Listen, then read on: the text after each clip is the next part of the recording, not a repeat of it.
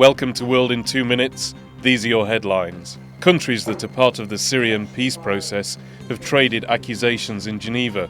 Each side accused the other of violating the deal on the cessation of hostilities that began on Saturday.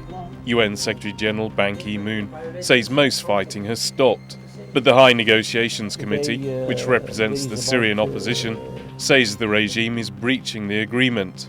The HNC warned that could threaten the deal.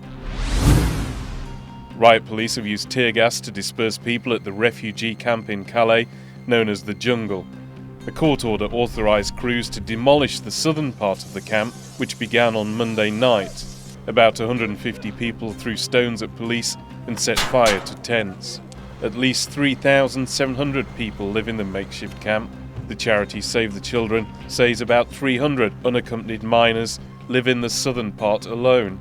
Most of the refugees want to go to seek asylum in the UK. A judge in Brooklyn presiding over a drug case has ruled that Apple isn't required to give the FBI access to a defendant's phone.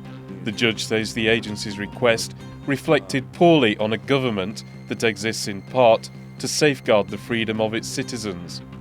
The FBI has also demanded that Apple retrieve data from the iPhone used by one of the attackers in the San Bernardino shooting last year that killed 14 people.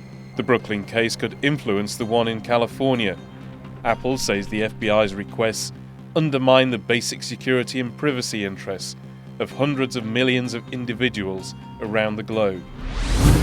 One of the 5 booksellers who went missing in Hong Kong last year says he's willing to give up his British citizenship.